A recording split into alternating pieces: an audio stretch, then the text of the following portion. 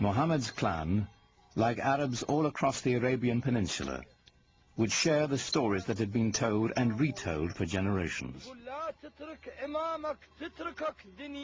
Pre-Islamic Arabian civilization was largely an oral culture, and was tremendous respect for and admiration for people who could express themselves orally, and especially those who could recite poetry almost at the drop of a hat.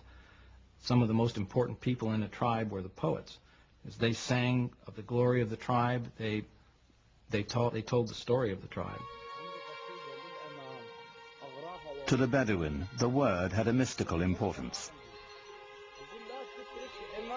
Poets linked the tribe to its ancestors and celebrated values older than memory.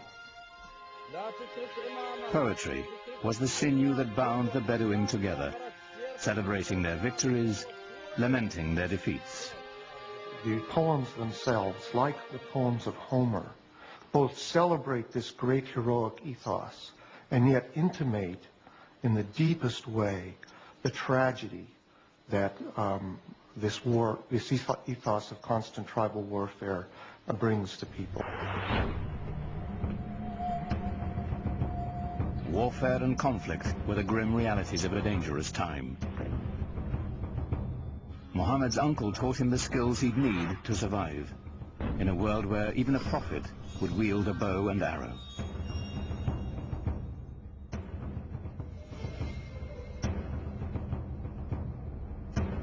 In a wilderness punished by the elements and bereft of water, rivalry over a single well could provoke a blood feud for generations. A real rivalry, real battles, and sometimes quite bloody.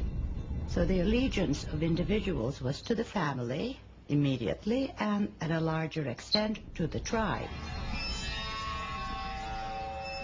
Without the tribe's protection, no one could endure. Scattered across the peninsula were countless factions, all embroiled in bitter struggles, each defending its precious grazing lands, trade routes, and most importantly, its wells.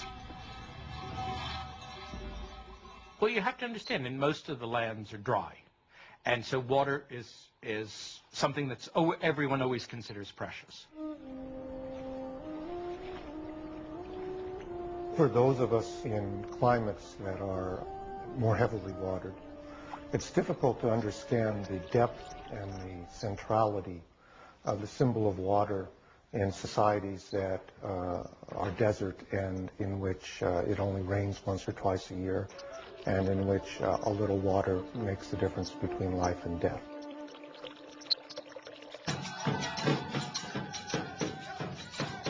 Each clan had its own separate gods and totems, to water and wind, fire and night. They were kept in the caravan town of Mecca, in a shrine of wood, stone, and cloth. It was called the Kaaba, the Arabic word for cube.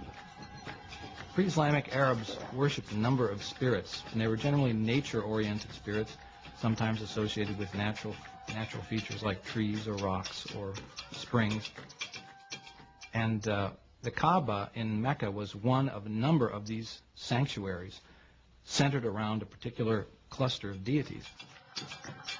It was said the Hebrew patriarch Abraham himself built the Kaaba centuries before, and that a sacred black stone it held within had fallen from the sky. In these turbulent times, the Kaaba provided a rare place of peace. Only here would the Bedouins submit to a temporary truce before returning to their conflicts of the open sands.